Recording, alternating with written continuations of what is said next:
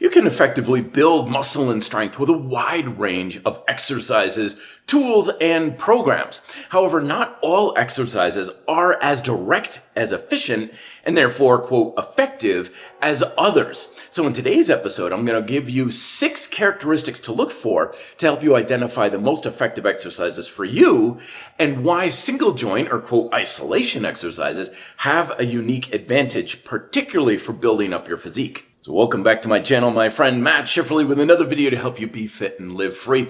And today's list is coming to you courtesy of StrongerByScience.com. This is in their newsletter, and I wanted to share these points with you to help you identify what exercises are going to be more worth your time. So characteristic number 1 is obviously target the function of the muscles that you want to grow. And this sounds obvious. I mean, obviously it's like, okay, biceps, we got elbow flexion and supination and stuff. So something of a curling variation or something that's going to get your elbow bending is the way to go. But you would be amazed at how many people will use exercises that don't necessarily target the actual function of a muscle all that effectively. And part of this is due to the idea of thinking that, well, if an exercise uses a muscle, then it's effectively working it to create the stimulus you want.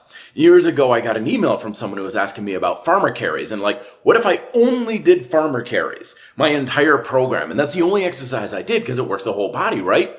Yes, farmer carries will use everything like the muscles in the chest to some degree, but is the exercise targeting the functional, like adductive quality that muscle in the chest supplies?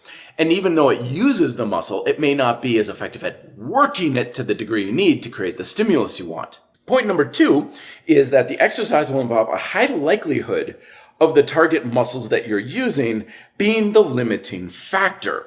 And this is one of the criticisms I have for a lot of training methods that are kind of a Swiss Army knife approach, things like burpees or muscle ups and exercises. Like, it uses so many different things. It's like, yes, but is the capacity to contract and use that muscle the limiting factor in the exercise? Because like a muscle up, as great as an exercise as that is, most of the time it's the transition from the pull-up to the dip that's the limiting factor. So if we're trying to build up our chest and triceps and back and biceps, it's not quite as efficient or effective at targeting the capacity of those muscles as if you did just the dips or just the pull-ups and let those muscles reach a high state of fatigue or close to failure with each of those exercises. Just because something is hard doesn't mean it's effective. You want to make sure that it's hard in the right way, and that way is that the work capacity of the muscle you're trying to build is the limiting factor and not things like stability, mobility, technical point in the exercise, or something like your cardio or nervous system. Characteristic number 3 of something that is an effective exercise for building muscle and strength is that the exercise is sufficiently loadable to land you in the 5 to 50th rep range. You want a wide range of loadability with your tools that you're using, but also the exercise itself. You should be able to take that muscle from a point of, oh, this is crazy easy, to I can barely do a handful of repetitions and everywhere in between. And moreover, you want something that can be adjusted very quick, simple, and easy. And that's one of the reasons I've been a big fan of like progressive calisthenics suspension straps, because even in the middle of a set, you can just change your body position a little bit and increase or decrease the resistance and therefore the amount of tension and work capacity that you're asking out of that muscle. Point number 4, which is the exercise you're using sufficiently stable to recruit more motor units?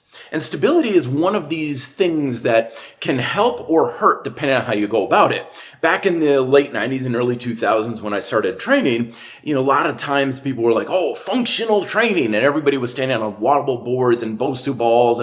But if your units or your tools and exercises are too unstable, that the stability becomes the limiting factor.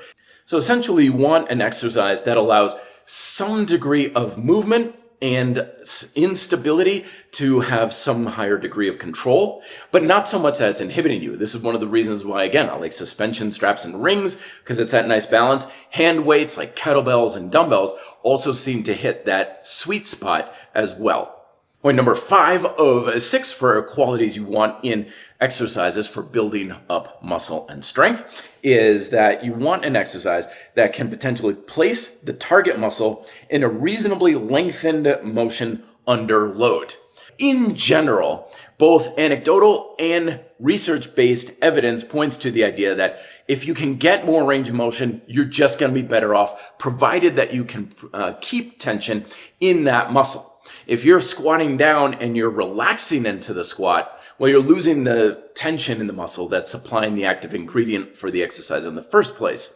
So using exercises that are allowing more range of motion, or at least a good degree of range of motion, are going to be good for you, as opposed to using tools, exercises, and methods that are just going to be short, choppy little motions that don't sufficiently lengthen the muscle under load. And finally, the sixth point, and this is where the single joint exercises have a unique advantage, is that an exercise for building particularly muscle is, quote, less fatiguing than alternative exercises. Now, I made a video about a week ago or so why too much fatigue, therefore requiring too much recovery in the system, can be a major liability for ability to effectively also build muscle. So basically, if you're beating yourself up into the ground and you've got all these other fatigue points that you have, like cardio fatigue, nervous system fatigue, and so on, that are just hampering you down, that can, in fact, limit your ability to recover,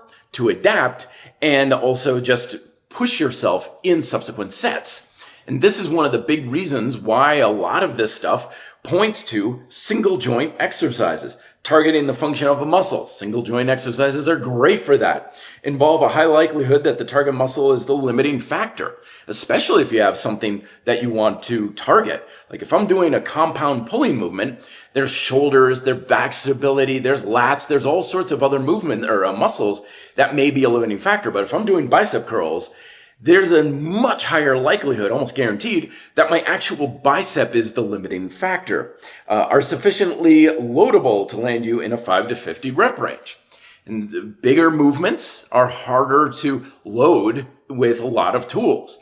But if you have a single joint movement, it's much easier to load to a very high degree or very easy because you don't have big, huge muscles working in exercise. So you don't need huge amounts of resistance, but it's also easy to make it a lot easier with lighter loads as well. Placing the target load in a reasonably lengthened position under load, again, a lot easier sometimes with single joint movements, and then are less fatiguing than alternative exercises. So you can do barbell back squats and deadlifts and stuff all day long, but if you're wanting to build up your quads, sissy squats are going to satisfy all of those characteristics, I would argue, to a higher degree than the big compound movements. Now, I'm not saying that single joint and isolation exercises are the be-all end-all and they're vastly superior to compound movements. Compound movements also have huge advantages for building muscle and strength over the single joint stuff. I'm just simply saying that there's room for both of these things, and usually we're going to be limiting ourselves if we're like, no, compound movements are best, only do single joint, or single joint is best and only do compound movements. Instead, use these 6 points as a bit of a framework so you can decide which exercises are best for you, given your experience, given the tools you have, and given the loadability that you've got for those tools, so that you can use the best exercises for you for each of the muscle groups that you're trying to build. I put a link down below in the description too on the liability of too much recovery and too much stress on the body, especially when it comes to helping you build muscle and strength, slowing down your adaptability. Best of luck in your workouts this week. I'll see you in the next video. Till then, be fit and live free.